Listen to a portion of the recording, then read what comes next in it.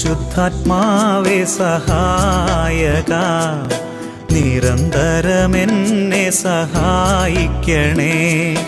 നിത്യവും കൂടെ വസിക്കുന്നോനേ, അഭിഷേകത്തിൻ അഗ്നി നിറച്ചിടണേ.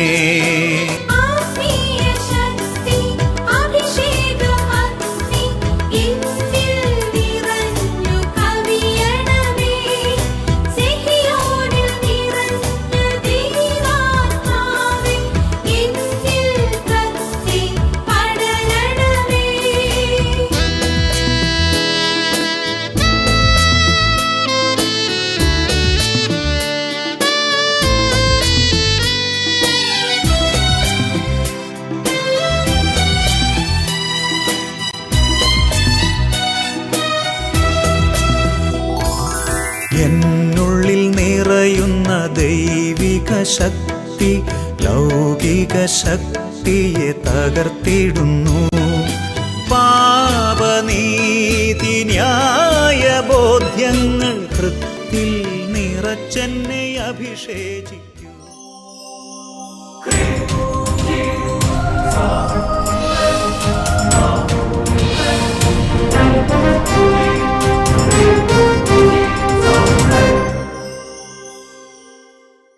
Praise the Lord. Praise the Lord. Hallelujah. Hallelujah. യേശുവേ സ്തോത്രം. യേശുവേ സ്തോത്രം. യേശുവേ നന്ദി. യേശുവേ നന്ദി. അഭിഷേകാഗ്നി വചന ശുശ്രൂഷയിലേക്ക് രക്ഷിതാവും നാഥനുമായ യേശുക്രിസ്തുവിന്റെ അത്ഭുത നാമത്തിൽ നിങ്ങൾക്കെല്ലാവർക്കും സ്വാഗതം.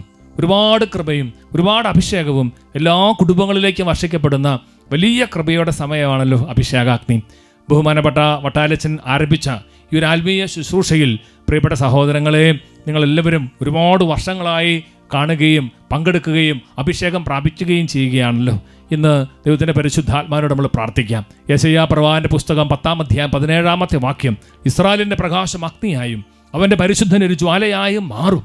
അത് ജ്വലിച്ച് ഒറ്റ ദിവസം കൊണ്ട് അവന്റെ മുള്ളുകളും മുൾച്ചെടികളും ദഹിപ്പിച്ചു കളയും. ഹല്ലേലൂയ, ഹല്ലേലൂയ, ഹല്ലേലൂയ, ഹല്ലേലൂയ. പ്രിയപ്പെട്ടവരെ, നമ്മുടെ ഉള്ളിലുള്ള ഏതെങ്കിലുമൊക്കെ മുള്ളോ മുൾച്ചെടിയോ ഒരുപക്ഷെ കോപമായിരിക്കും, ഭയങ്കര ക്രോധ സ്വഭാവമായിരിക്കും, വെറുപ്പൻ്റെ സ്വഭാവമായിരിക്കും, കടിച്ചു കീറുന്ന സ്വഭാവമായിരിക്കും.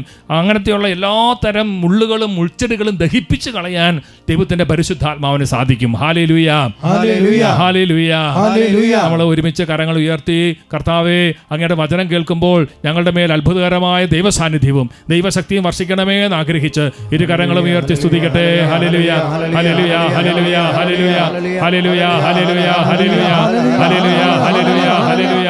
വിടുതലിന്റെ ആത്മാവേ ഞങ്ങളുടെ മേൽ വ്യാപരിക്കണമേ. അഭിഷേകത്തിന്റെ ആത്മാവേ ഞങ്ങളുടെ മേൽ വ്യാപരിക്കണമേ. ഉണർവിന്റെ ആത്മാവേ ഞങ്ങളുടെ മേൽ വ്യാപരിക്കണമേ. അഗ്നി അഭിഷേകത്താൽ ഞങ്ങളെ നിറയ്ക്കണമേ പരിശുദ്ധാത്മാവേ. കൈകളടിച്ച് വലിയ വിശ്വാസത്തോടെ പാടി പാടി പ്രാർത്ഥിക്കുന്നു. ഹോളി സ്പിരിറ്റ്, അഭിഷേക രാജാവേ, ആത്മാവേ എന്നിൽ നിറയണമേ. ആത്മാവേ, അഗ്നിതൻ അഭിഷേകമായി എന്നിൽ പടരണമേ. വലിയ വിശ്വാസത്തോടെ വിടുതലിൻ ആത്മാവേ എന്നിൽ നിറയണമേ. ഹൃദയം തുറന്ന് പ്രാർത്ഥിക്കട്ടെ.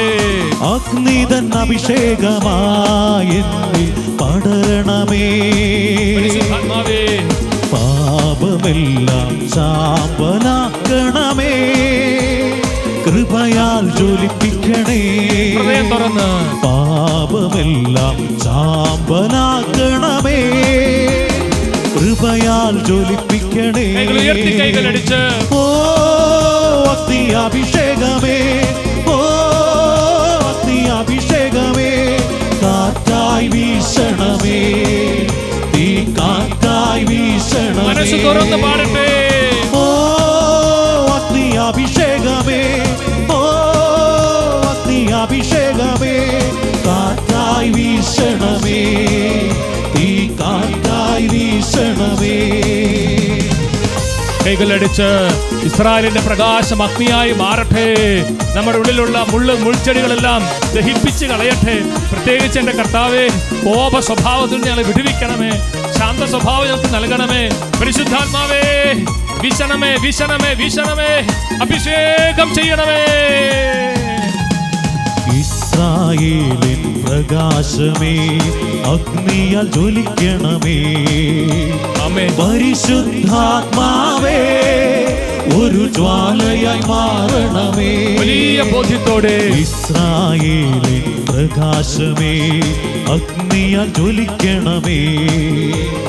പരിശുദ്ധാത്മാവേ ഒരു ജ്വാലയായി മാറണമേ.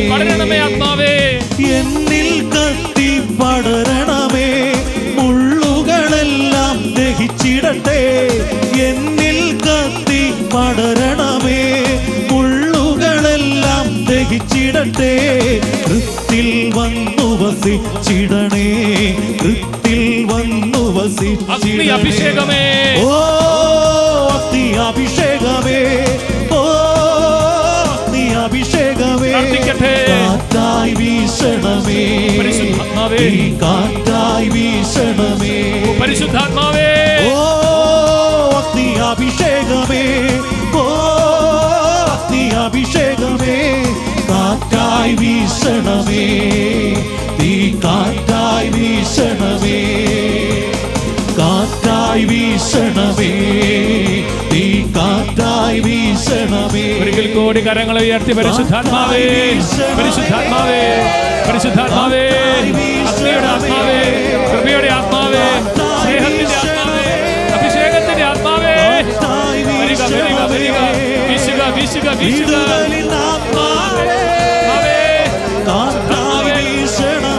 പരിശുദ്ധാത്മാവേ വിടുവിക്കണമേ കെട്ടഴിക്കണമേ മോചനങ്ങൾ നൽകണമേ എളിമ നൽകണമേ വിശുദ്ധി നൽകണമേ പരിശുദ്ധാത്മാവേ പരിശുദ്ധാത്മാവേ ഓ പരിശുദ്ധാത്മാവേ പരിശുദ്ധാത്മാവേ പരിശുദ്ധാത്മാവേ പരിശുദ്ധാത്മാവേ എന്നിൽ നിറയണമേ.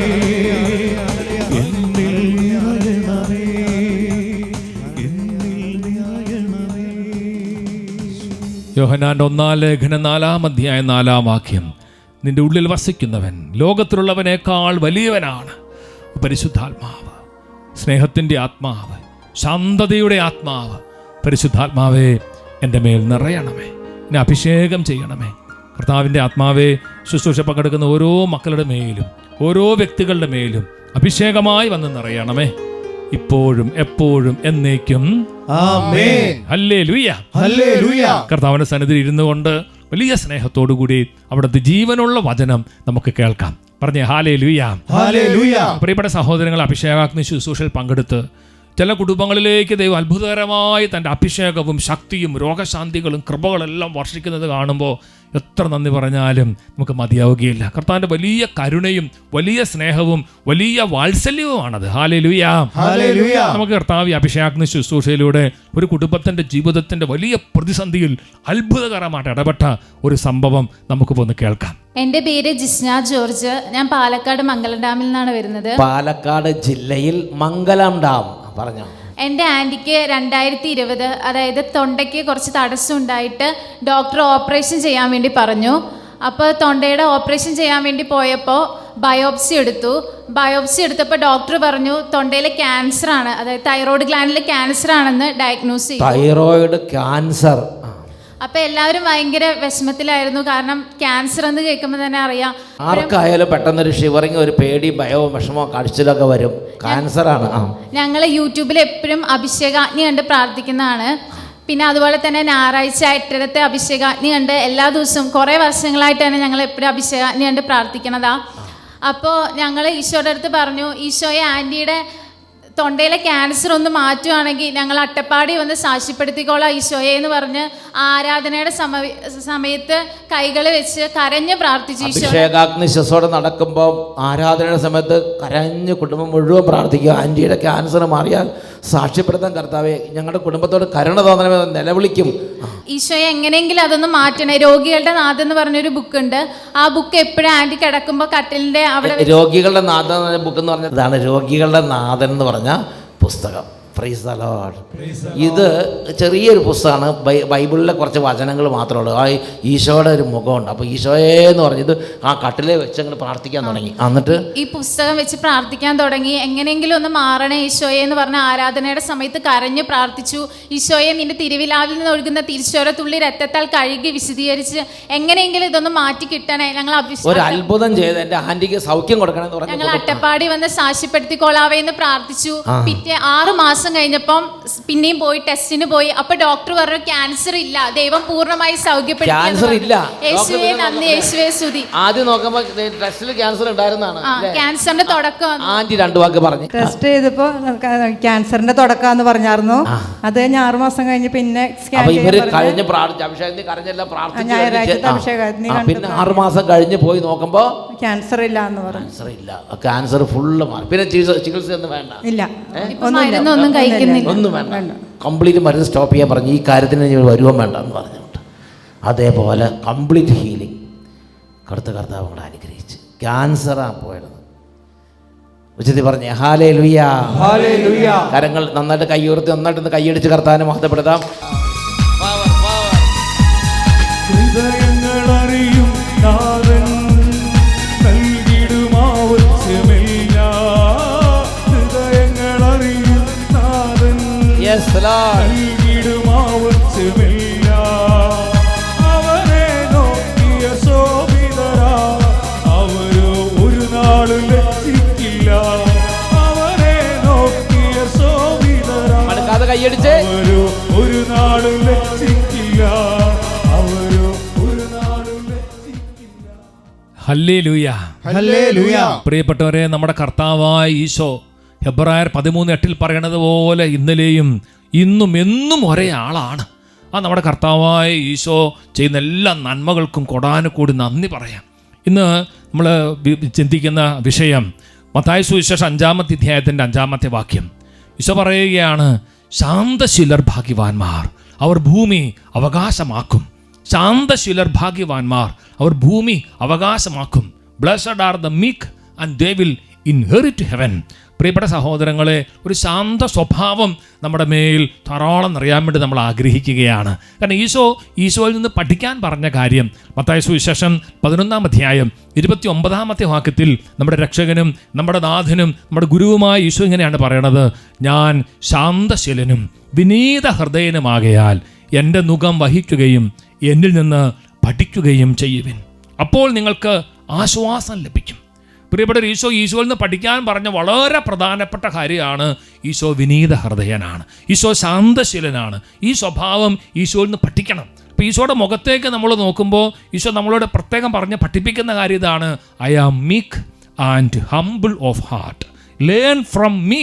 ഈശോയിൽ നിന്ന് പഠിക്കാൻ ഈശോ അത് പറയുകയാണ്. അപ്പോൾ നമ്മളത് കാര്യം മറക്കരുത്, വളരെ ഗൗരവമേറിയൊരു കാര്യമാണ്. കാരണം നമ്മുടെ കർത്താവായ ഈശോ മത്തായി സുവിശേഷം 5-ാമത്തെ അധ്യായത്തിൽ അതിൻ്റെ 21-22 വാക്യങ്ങളിൽ ചില കാര്യങ്ങൾ വളരെ കർശനമായി നമ്മളെ പഠിപ്പിച്ചു.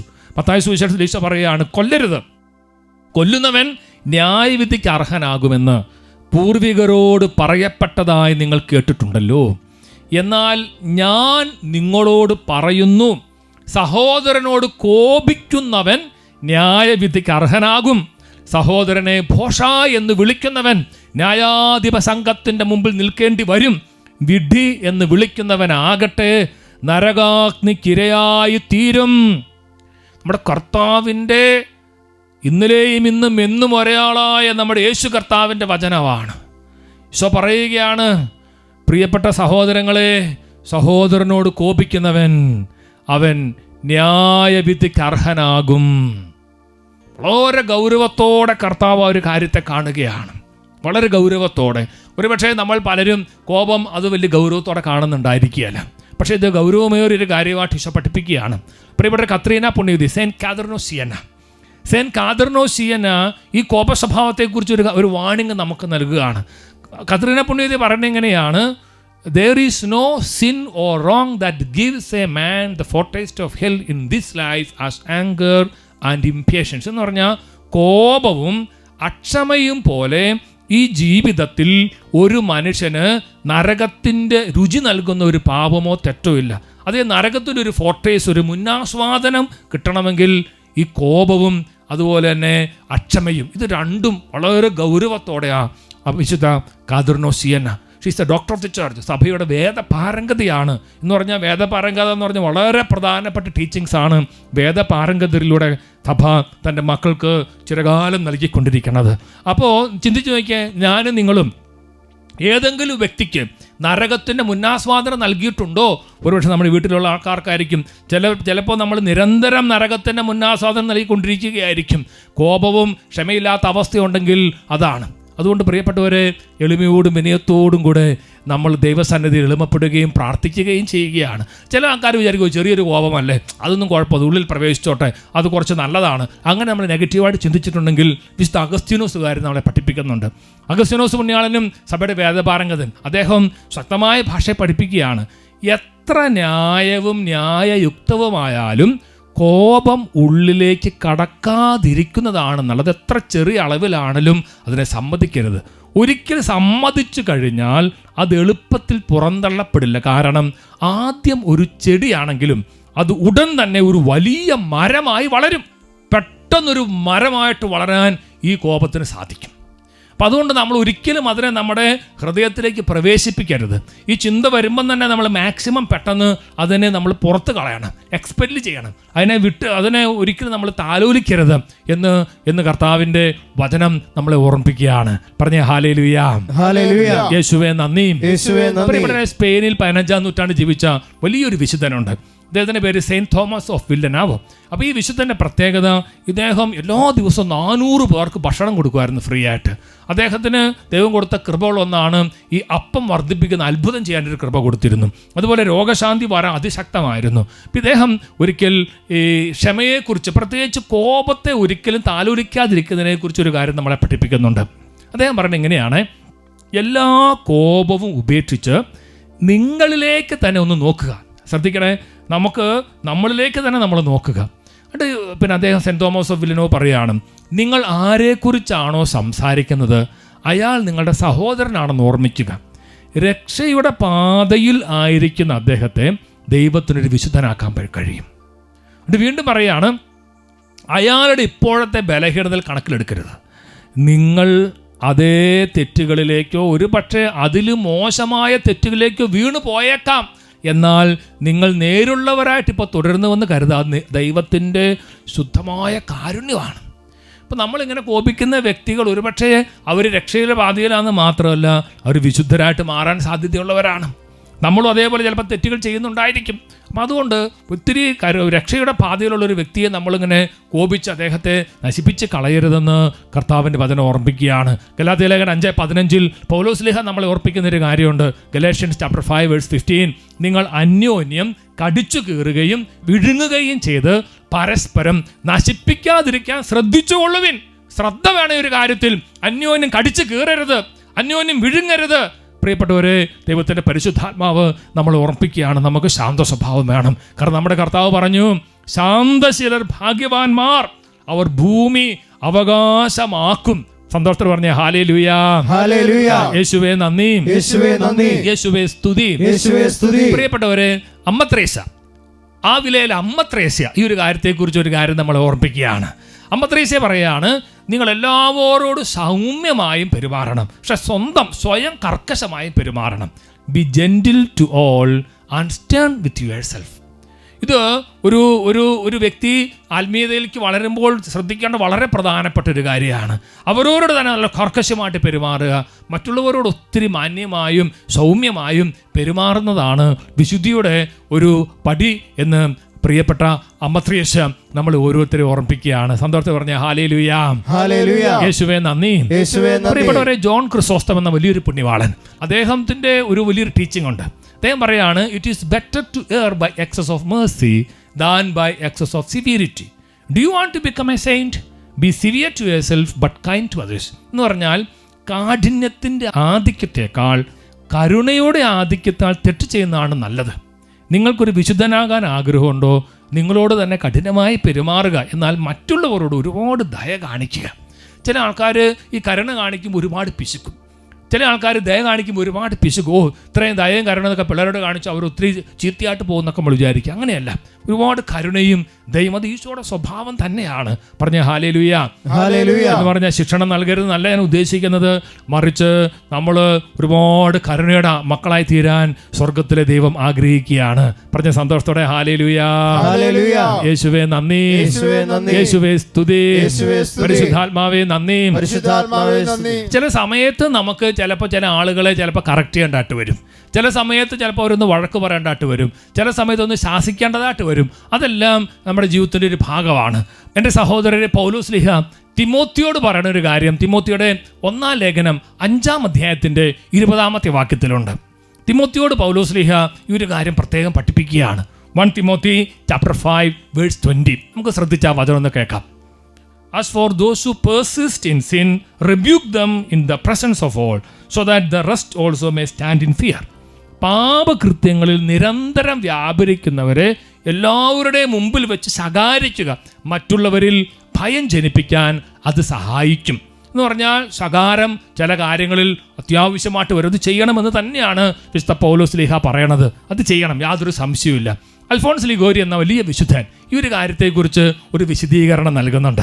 വിശുദ്ധ അൽഫോൺസ് ലിഗോരി പറയുകയാണ്, നമ്മൾ ശാസിക്കേണ്ട അത്യാവശ്യ ഘട്ടം വന്നെന്ന് കൂട്ടിക്കും, നമ്മൾ ശാസിക്കണം. അദ്ദേഹം പറയുകയാണ് ശാസിക്കണം, പക്ഷെ അതിനുശേഷം ഒത്തിരി കരുണയോടുകൂടി സൗമ്യതര വാക്കുകൾ പറയണം. അദ്ദേഹം പറയുന്നത് ഇങ്ങനെയാണ്, ഒരു അപൂർവ സാഹചര്യത്തിൽ ഗുരുതരമായ ഒരു കുറ്റകൃത്യം അനുഭവപ്പെടുത്തുന്നതിന് അല്പം കഠിനമായി സംസാരിക്കേണ്ടത് അത്യാവശ്യമാണെങ്കിൽ ശാസനയുടെ അവസാനം എപ്പോഴും ദയയുള്ള വാക്കുകൾ ചേർക്കണം. സമരിയക്കാരൻ ചെയ്തതുപോലെ വീഞ്ഞും എണ്ണയും ഉപയോഗിച്ച് മുറിവുകൾ സുഖപ്പെടുത്തണം. എല്ലാത്തരം വീഞ്ഞിൻ്റെ മുകളിൽ എണ്ണ പൊങ്ങിക്കിടക്കുന്നത് പോലെ നമ്മുടെ എല്ലാ പ്രവൃത്തികളിലും സൗമ്യത പ്രബലമായിരിക്കണം. പറഞ്ഞ ഹല്ലേലൂയാ, ഹല്ലേലൂയാ, ഹല്ലേലൂയാ. സൗമ്യത പ്രബലമാകുന്നത് ഒരു മോശമാണ് നമ്മൾ വിചാരിക്കരുത്. Meekness is not a weakness, meekness is power. അത് ശാന്തത എന്നുള്ളത് ശക്തിയാണ്, അതൊരു ബലഹീനതയല്ല. പറഞ്ഞ ഹല്ലേലൂയാ, ഹല്ലേലൂയാ. യേശുവേ നന്ദി. പ്രിയപ്പെട്ടവരെ, അതുകൊണ്ടാണ് ഈ നമ്മുടെ പരിശുദ്ധാത്മാവിൽ പ്രചോദിതനായ യാക്കോബ് ശ്ലീഹ അദ്ദേഹത്തിൻ്റെ ലേഖനത്തിൽ 1-ാം അധ്യായത്തിൽ 19-20 വാക്യങ്ങളിൽ വളരെ പ്രധാനപ്പെട്ട ഒരു കാര്യം നമ്മളെ ഓർമ്മിപ്പിക്കുന്നുണ്ട്. സെൻറ്റ് ജെയിംസ് പറയുന്നത് എങ്ങനെയാണ്, എൻ്റെ പ്രിയ സഹോദരരെ ഓർമ്മിക്കുവിൻ, നിങ്ങൾ കേൾക്കുന്നതിൽ സന്നദ്ധതയുള്ളവരും സംസാരിക്കുന്നതിൽ തിടുക്കം കൂട്ടാത്തവരും കോപിക്കുന്നതിൽ മന്ദഗതിക്കാരുമായിരിക്കണം. മനുഷ്യൻ്റെ കോപം ദൈവനീതിയുടെ പ്രവർത്തനത്തിന് പ്രേരണ നൽകുന്നില്ല. വചനം പറയുകയാണ്, കോപിക്കുന്നതിൽ മന്ദഗതിക്കാരായിരിക്കണം, കോപിക്കുന്നതിൽ മന്ദഗതിക്കാരായിരിക്കണം. മനുഷ്യൻ്റെ കോപം ദൈവനീതിയുടെ പ്രവർത്തനത്തിന് പ്രേരണ നൽകുന്നില്ല. അതുകൊണ്ട് നമ്മുടെ കോപത്തെ കർത്താവിൻ്റെ വചനം സപ്പോർട്ട് ചെയ്യുന്നില്ല. പക്ഷേ ചിലപ്പോൾ മാനുഷികമായ കോപം വന്നെന്നിരിക്കും. പൗലോസ് ശ്ലീഹ പറയണം, അങ്ങനെ ഒന്ന് കോപിച്ചാൽ തന്നെ നമ്മൾ അപ്പോൾ തന്നെ അല്ലെങ്കിൽ ഏതാനും മിനിറ്റുകൾക്കുള്ളിൽ നമ്മൾ റെക്കൺസിലിയേഷൻ നടത്തണം, നമ്മൾ രമ്യതപ്പെടണം. കാരണം അത് ദൈവത്തിൻ്റെ വലിയൊരു ആഗ്രഹമാണ്. അല്ലെങ്കിൽ തിന്മയ്ക്ക്, പിശാചിന്, സാത്താന് നമ്മുടെ മേൽ അധികാരം ഉണ്ടാകും.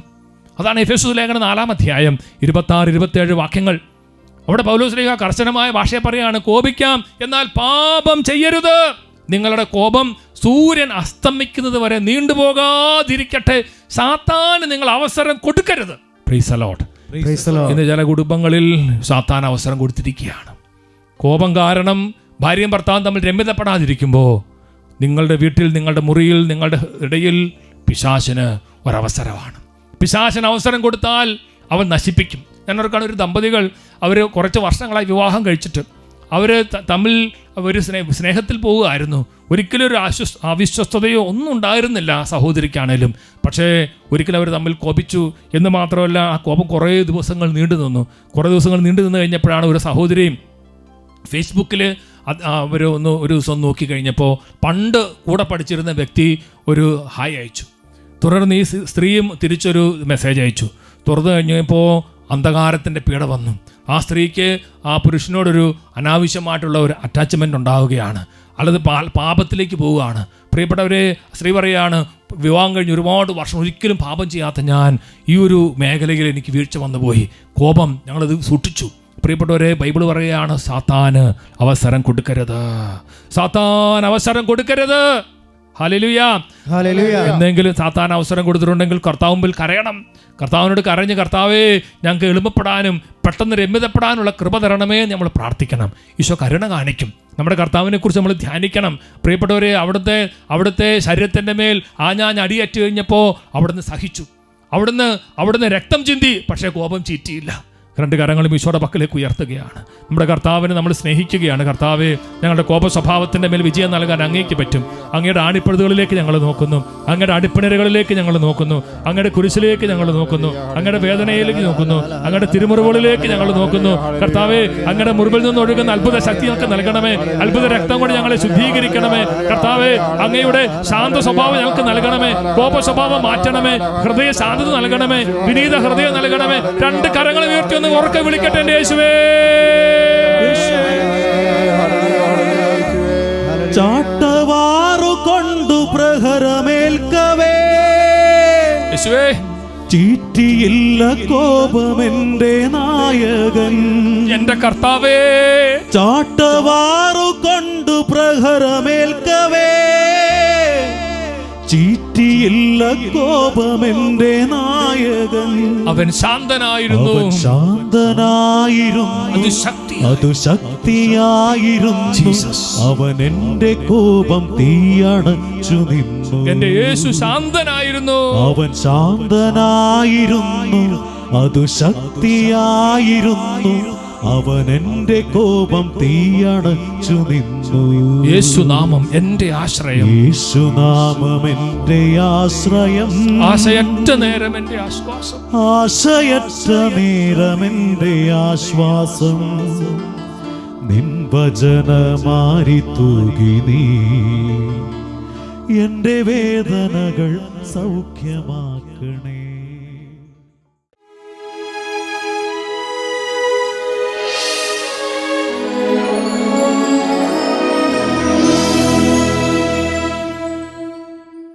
സ്വയം ശൂന്യവൽക്കരിച്ച് അപ്പമായി തീർന്ന ദിവ്യകാരുണ്യ ഈശോയുടെ മുമ്പിൽ നമ്മൾ പ്രാർത്ഥിക്കുമ്പോൾ ഒരുപാട് ശാന്തതയും ഒരുപാട് എളിമയും കൊണ്ട് നമ്മുടെ ഹൃദയം നിറയാൻ വേണ്ടി നമുക്ക് കൊതിക്കാം. പ്രിയപ്പെട്ടവരെ, ഈശോ പറഞ്ഞല്ലോ, ഞാൻ ഹൃദയ ശാന്തതയും എളിമയും ഉള്ളവനാണ്, ഇതിൽ നിന്ന് പഠിക്കുവിൻ. ഈശോയെ, ഞാൻ അങ്ങയുടെ മുഖത്തേക്ക് നോക്കുന്നു. വിശുദ്ധ ഫൗസ്തീന പറഞ്ഞാൽ എപ്പോഴെല്ലാം കുരിശിലേക്ക് നോക്കുന്നു അപ്പോഴെല്ലാം ഞാൻ ക്ഷമിക്കുന്നു എന്ന് പറഞ്ഞതുപോലെ ഞങ്ങൾ ദിവ്യകാരുണ്യം അങ്ങയിലേക്ക് നോക്കുന്നു.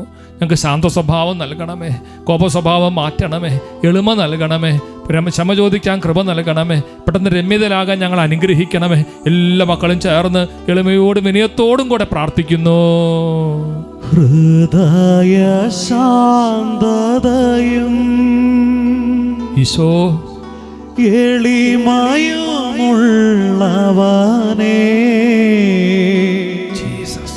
ഈശോയേ, എൻ ഹൃദയം അങ്ങേ ഹൃദയം പോൽ ആക്കേണമേ. ഹൃദയ ശാന്തതയും എളിമയുമുള്ളവനേ. പ്രിയപ്പെട്ട ഈശോ, ഈശോയേ, ദാഹത്തോടെ ഈശോ, എൻ ഹൃദയം ദൈവമേ അങ്ങേ ഹൃദയം പോൽ ആക്കി. രണ്ട് കരങ്ങളും ഈശോയുടെ പക്കലേക്ക് ഉയർത്തുമ്പോ, കർത്താവേ, അങ്ങയുടെ ആശീർവാദം ഞങ്ങൾ സ്വീകരിക്കുന്ന നിമിഷത്തിൽ സ്വർഗത്തിന്റെ ഒരു കൃപ ഞങ്ങളുടെ ആത്മാവിലേക്ക് ഒഴുക്കണമേ. അങ്ങേപോലെ ശാന്തതയോടെ പെരുമാറാൻ, വിനീത ഹൃദയനായിട്ട് പെരുമാറാൻ കർത്താവേ അഭിഷേകം ചെയ്യണമേ, അനുഗ്രഹിക്കണമേ. രണ്ട് കരങ്ങളും ഉയർത്തി ഉറക്കി ഒന്ന് വിളിച്ചെന്റെ യേശുവേ.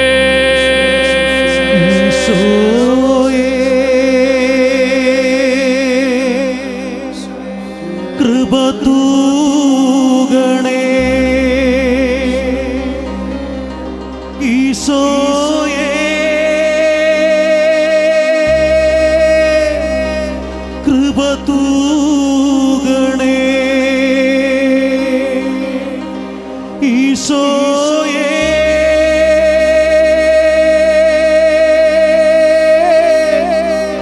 കൃപ തൂകണേ, കൃപ തൂകണേ.